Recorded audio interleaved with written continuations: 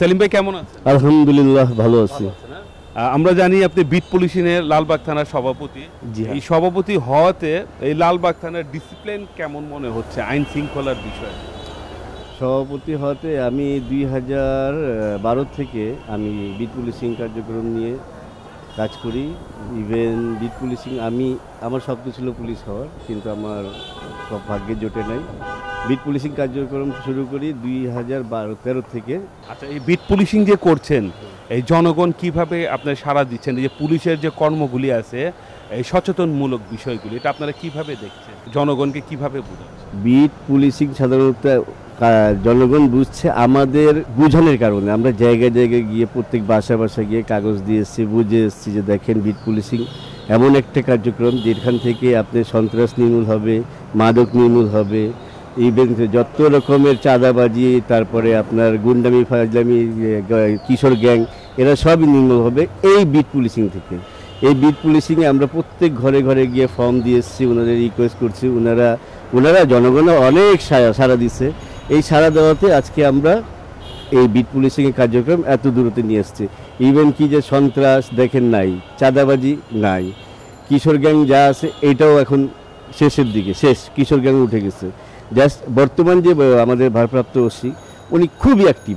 মানে অ্যাক্টিভ বলতে উনি যে রকমের লোকজন ওনার কাছে আসুক উনি মূল্যায়ন করবেন। ভারপ্রাপ্ত কর্মকর্তা লালবাগ থানার, উনি মানে খুবই অ্যাক্টিভ, যেতে প্রত্যেকটা যেই থাকুক উনি সবাইকে মূল্যায়ন করে, কাউরে উনি মানে ছোট করে দেখতেছে না। এই জন্য আজকে লালবাগের কার্যক্রম অনেক উন্নত হচ্ছে। প্রত্যেকটা ক্ষেত্রে উনি নিজে তদারকি করে, প্রত্যেকটা বিষয়ে উনি নিজেই দেখেন। এই জন্য উনি মানে আমাদের এখানে লালবাগের এখন বর্তমান পরিস্থিতি অনেক ভালো। প্রোগ্রামগুলি যে করেন, লালবাগের ডিসি সাহেব, এডিসি, তা বাদে আপনার এসি সাহেব, ওসি সাহেব, এদেরকে মিলিয়ে যে প্রোগ্রামটা যে করেন, তখন আপনারা কিভাবে এটাকে আয়োজনটা করেন?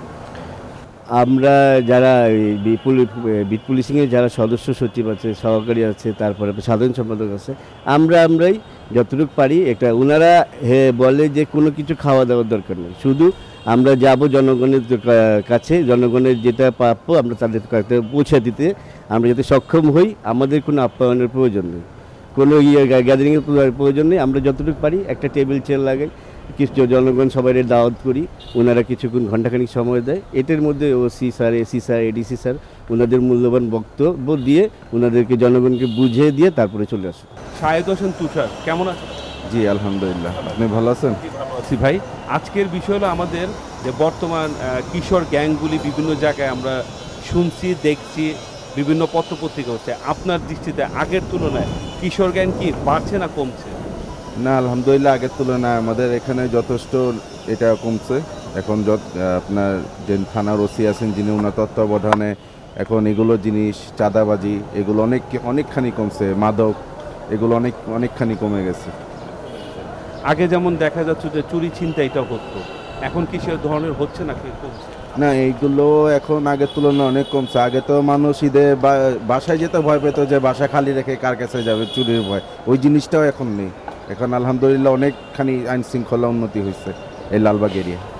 আমাদের থানার ওসি যিনি এখন আছে, উনি এগুলো জিনিস নিবিড়ভাবে পর্যবেক্ষণ করতেছেন। আগে যে আপনার কিশোর গ্যাংটা ছিল, যেই প্রিজিংয়ের ব্যাপারগুলো ছিল, এগুলো আগের তুলনায় অনেকখানি কমছে। যদিও থাকতে পারে কিছু থাকতে পারে, সেগুলো এখন ছোপছাট, মানে আপনার প্রকাশ্য না, এই অপ্রকাশ্যভাবে যেগুলো হয় এখানে, ওগুলো তো সব কিছুই তো সবসময় সবার চোখে পড়ে না। প্রকাশ্য যে ব্যাপারগুলো আছে এগুলো যখন দেখেন তিনি এটা নিজের হাতেই দমন করেন। আপনারা যে এখন যে চলাচল করেন, বিভিন্ন জায়গায় আসা যাওয়া করেন, এখন কি পুলিশের কি তৎপর কি আগের তুলনায় কি আপনার দৃষ্টিতে বেড়েছে না কমেছে? না, ওনার মানে টহল টিম, যেটা টহল পেট্রোলিংয়ের যে ব্যাপারটা, সেটা আগের তুলনায় অনেকখানি বাড়ছে।